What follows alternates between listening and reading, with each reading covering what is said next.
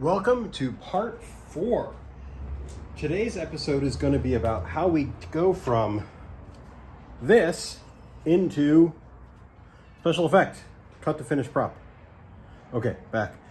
So how we're going to go from this to actually a functioning prop. So that requires us to take these pixels and put them in there in a specific order. If you're wondering how we know the specific order, that was a video that is the one right before this one. Give me a like, a subscribe, really appreciate it. As well as we want to make sure that we have the right plugs so that this can actually plug into our show.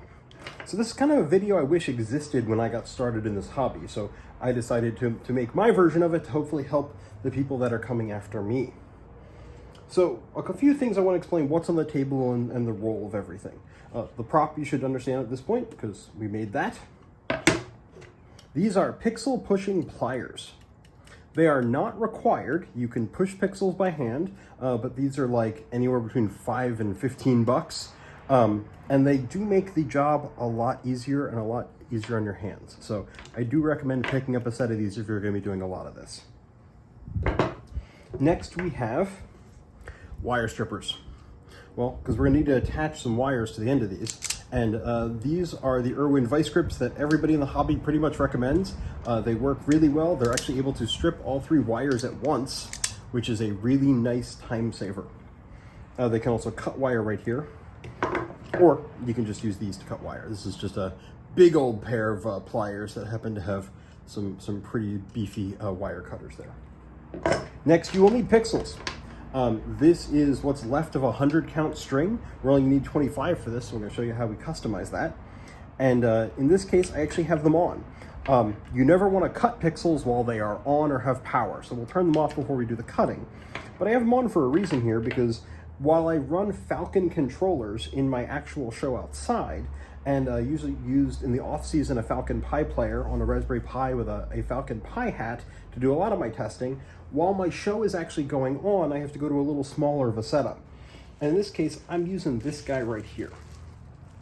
So this is the Fork & Eye ES Pixel Stick version 3 hardware, running the new version 4 beta firmware. And this allows me to actually be wireless. So this receives wireless data from X-Lights in E131, DDP, or a few other formats, and actually controls pixels directly. Has a web page interface, so just like a Falcon controller, it doesn't really have playlist functionality or any of the more complicated things, but it's an amazing little device. It's inexpensive, and you can just run it, in this case, with a little 12-volt power supply. And the same power supply will power both the board as well as the pixels, and it has a nice little block where you can screw down your connector. So this is what I'm using to run it, and in fact, this is the sequences that you saw me playing with when I was doing the design work for this prop. So these are the same animations that we already saw working in X-Lights on here, so as we push them, we're actually going to be able to see it come to life as we work. And then we have our pigtail. So because you generally want to chain props together, props tend to have an input side and an output side. The input side is right here, the male connectors, and the output side is right here, the female connectors. I'm going to throw up a little diagram on screen right now that actually shows you what these pins all do. So you can look at that and get a sense of where voltage plus, voltage negative, also called ground, and the data pins are. This specific connector type is called an X-Connect. There are 3 or 4 different types of connectors that look very similar to this, but they're all slightly different. X-Connect is kind of becoming a standard. Certainly most vendors have X-Connect pixels and pigtails at this point, and they squish together. That little rubber ring is important. That's actually the piece that does the watertight. And then you actually connect that little nut and you squeeze that down. You rotate the nut down until it's squeezing that rubber ring, creating that watertight, or at least water-resistant seal. Now, I like to order bulk pigtails, so I ordered hundreds of both male and female pigtails, so that I can customize my strings. I don't like to leave pixels turned off at the end of strings. I don't like to have those as null pixels in between my props. So I typically have a couple of foot long cord at the front of my props, and then I have a very short pigtail on the back end of my props that the next prop can plug into. So what I'm going to do here is go with, this is a set of pixels that I already have, and we know they already work. I've tested them. Always test your pixels before you cut and before you start wiring. Saves you time later. We only need 25 of them for this project. There's only 25 pixels here on our diagram. There's our last pixel right there.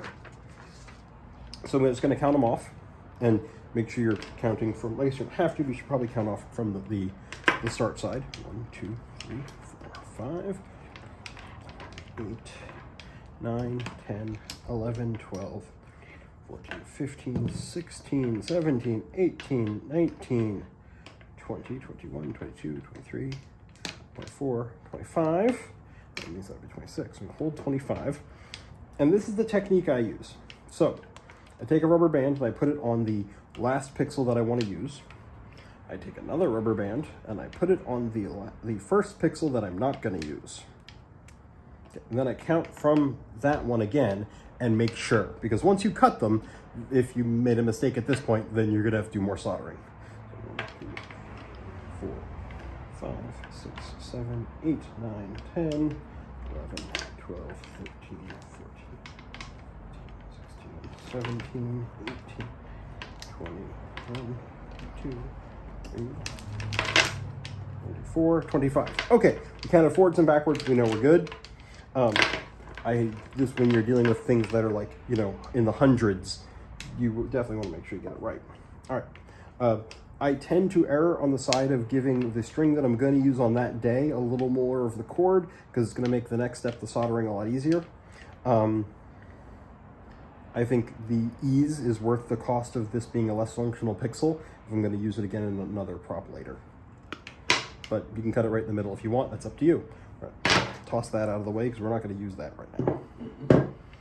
The other two things here on my tool bench, we have right here, which this is our heat gun. So we're going to, it's not on, thankfully, which is why I can touch that. And we have these guys right here, which are our solder sleeves. These things are super cool. Learned about these on the Facebook group. These have saved me a massive amount of time in building out the show this year. So I'm going to grab 3 of those and 1 to kind of demo here. So what a solder sleeve is, let me put that in my hands so you can see it a little better, is a heat shrink tube, that's the clear part, that has 2 heat activated constricting gels. That's the red parts. So those shrink even more and they melt and liquefy. In the middle, we have heat activated solder, or really low temperature solder. So that low temperature solder is low enough temp that a heat gun like this can melt it. Well, the cool thing is you put one side of your cord in that way, one in that way, and then you put it over the heat gun and you melt it. So, and it's a much, much faster way to make a watertight solder joint. It's significantly faster. You can do all 3 at once, and it's what I see most other folks doing these days, as opposed to using a solder station. All right. The next bit is you'll notice that my heat gun has this little hat on it. This was like $5 or $10 on Amazon for a couple of different adapters. They're generic. They pop onto most heat guns. This is one that makes it a smaller nozzle. By default, the heat gun actually has a rather large, and there's ones that will actually make it spread even more. But what I found is this is so large that it actually dissipates the heat quite a bit when you're trying to do these tiny solder sleeves. So I ordered one of these, bent the tabs enough to get it to stay on my heat gun. And this is honestly what I use my heat gun more for than anything else, is doing these little solder sleeves. Well, this sped up the process of doing these solder sleeves by at least 2x. It is twice as fast to do these using this method. All right, so I'm gonna make sure, I'm just gonna power my board down here completely, just in case, even though I know it's not connected. Safety first. And I should mention here on the Pigtails, I talked a little bit about the connector, but we also have this.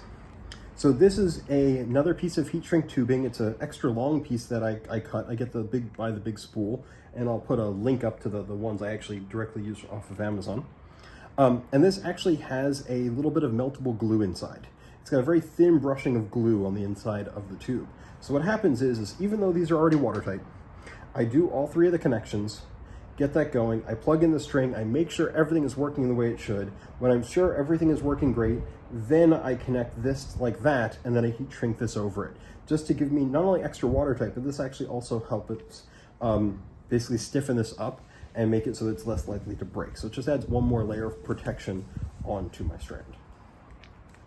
All right, so first bit here is, because we started from the head of the string, we're already soldered on, already good on our head, so we don't have to do that side. But at some point, you'll probably end up doing, you know, pigtails for male and female on strings. It's the same process for both. So we're going to take our handy IRWIN VISE-GRIP pliers here, and this is an adjustable depth gauge. So this is how much do you want to strip these. And in fact, for the heat shrinks, for the solder sleeves, we actually want the gauge all the way in. So I'm going to line that up, click and pull, and look at that. Perfect length, one shot. I'm going to then take my fingernail here and split these guys up a little bit. Not too much. And in fact, you can use a solder sleeve as your gauge, because you're going to want that to be sitting right there. So you need to make sure you've got about a 1/4 inch or so below where they need to be to line that part up. Now, depending on where you got your pigtails from, these may already be tinned, which means they already have solder melted onto the wire. And in this case, these ones already are, which means these are nice and stiff and easy to like align into things. These are braided wire, which means there's tiny little threads of wire. Well, that can be a little bit troublesome because it's easy to accidentally bend those, twist them, get them out of alignment. So what I like to do is use the solder sleeves I put on these parts first, because that's much easier to make sure that I'm not going to do it wrong. Let me show you, make sure you can see that. And I put all 3 on, and I actually put them all the way down to where the wires come back together. The reason I do that is that I'll do the final alignment after I have everything in place. Like, 'cause the last thing I do is match up the correct wires to here and then heat and go. But this way I've got these nice and stable before doing this part. On my pixels, on this one, red is my voltage positive, green is my data, and blue is my ground, also called voltage negative. You can see what they are on your pixels because it can vary. It shouldn't vary strand to strand in the same batch, but it's been known to happen. So you just need to look carefully and make sure when you're doing this that you've got the correct one set up. And you can look on the pixel itself, and in this case, I've got DO in the middle for data out, GND for ground, and 12V for 12 volts. And I can see that because it says DO, data out, that means I'm on the output side, the female side, of this pixel. On the other side, it says DI, that's data in, so you know that's the input side of the pixel. So we know we are putting it, because you do not want to feed the pixels backwards. They will not work. At best, you will do damage to them at worst. So the next thing is, on my heat gun here, I have a little tape mark of kind of where I like to be for heating these. You'll have to figure out with your heat gun where the right spot is, but I've got a little just piece of tape there to help remind me where's the good spot. And sometimes I gotta go a little past the mark. So I'm gonna fire this up, and it's gonna get a little bit loud here, but I will jump to voiceover land probably for this part. So I tweaked the camera's focus here, so hopefully you can see this a little better, a little brighter. On the pigtail, blue is still ground, the green, yellow is data, and the brown is 12 volt. So I'm gonna line these up and actually start to get them in right here. Get the data to data, and ground to ground. And then I'm going to carefully work them till I have the exposed parts of both wires overlapping by the solder joint.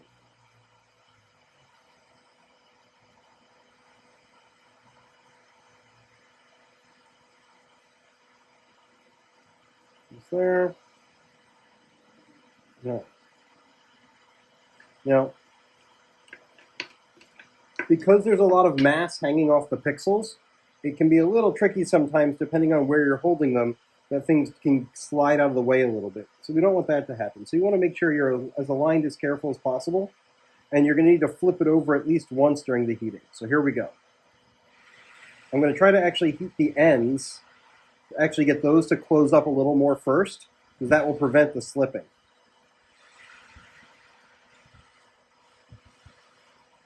Once I get those nice and started to close up on the ends, I can then start to work on getting the solder to melt.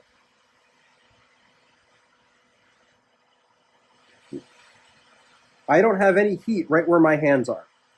Maybe a tiny bit warm. But if you get much closer, it will be hot. If you want, you can wear gloves.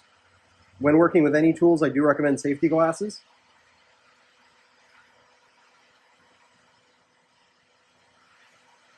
Almost there.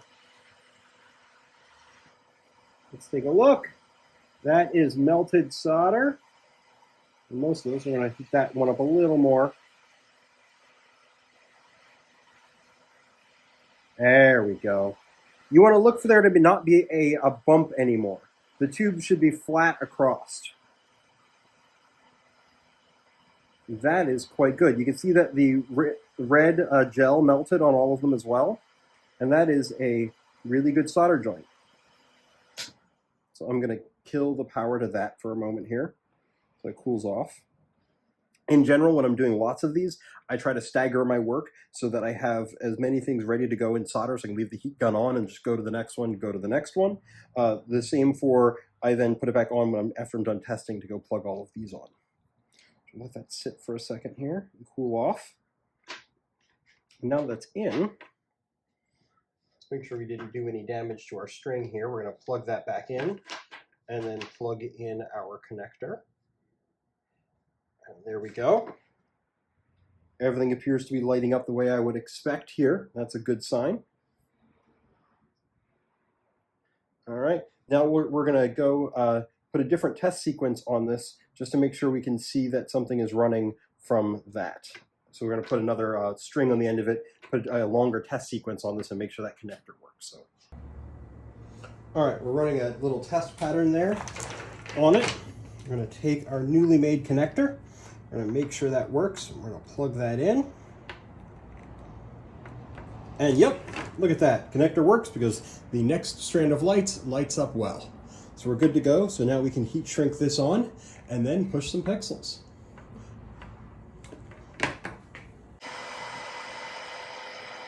All right, I've unplugged the pixels before we go over here to do the heat. Move the cap there. I'm going to slide this down until we cover where we had split the wires. And we can even go a little too far to see how far we go. You want to have at least a 1/4 inch, or ideally a little more than that, on that side. Okay, should be good.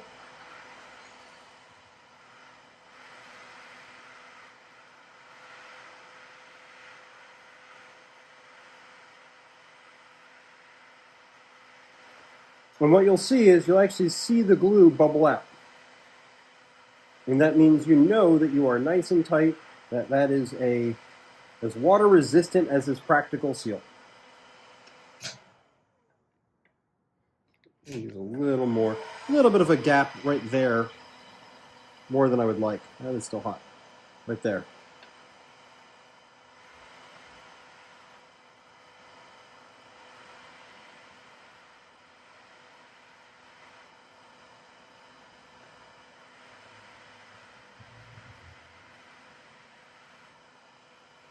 That's good. All right, we're now done with our heat gun. We can move that out of the way and let that cool off. Now we're going to push some pixels. And yes, you are going to sit here and watch me push some pixels. I mean, it's kind of why you tuned in, I assume. I may speed this up a little bit, we'll see, but honestly, we only have 25 pixels. It's not that many. If this were a video of making a 600 pixel prop, then yeah, I'd actually fast forward through this. But I want to actually show the process here because this was not something I really saw many videos of when I was getting started in this. It's important to stay hydrated. So first thing I can see is that, hey, the swoops don't line up. Yes, because I'm on the other side. We push pixels from this side. I'm going to now take these and I'm going to go to my male end and actually plug them back in. I tend to like to push pixels while they're on. One, because it's aesthetically pleasing. And two, it sometimes makes it a lot easier to see if you've messed something up. I am going to use my pixel pliers, but on the first one I will show you that you don't actually need them. There you go. And if we look here on our handy diagram, pixel 1 is right there. That would be this hole right here. We can just go and push that in.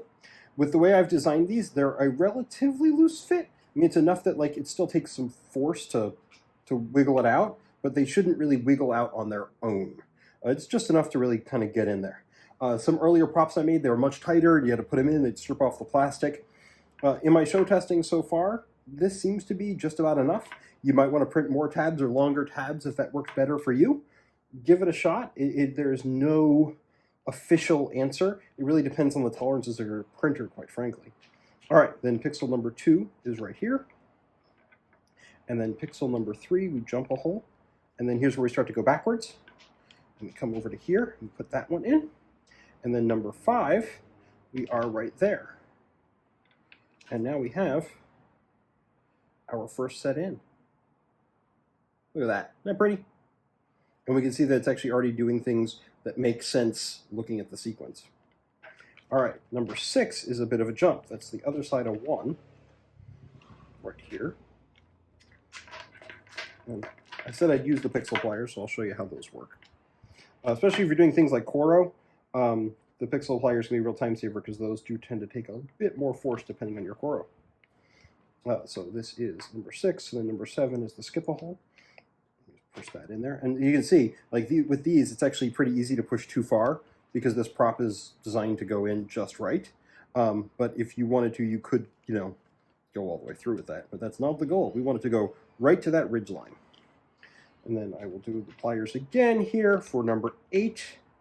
So you just grab them, and then you just push in. And you can see these just kind of click in nice and lightly, actually.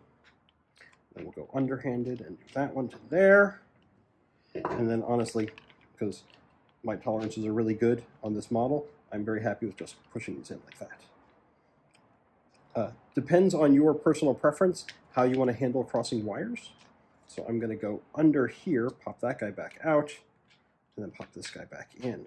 There we go. Along with that guy. And you can see with these ones right here, these pixels are actually a little bit misshapen from the factory. You can see how kind of squishy that is. It's hard, so it's not like the squish pixels, but it is not a nice oval. So when you get ones like that, you will definitely run into circumstances where there are ones that are much easier that just kind of fall out, and there's the ones that are much harder that to go in. You can see this one actually even has some like resin over the top that like squirted out, like almost like a glue-like resin. So it's actually missing the little clip on the side. Some of my pixels ended up that way this year from my vendor.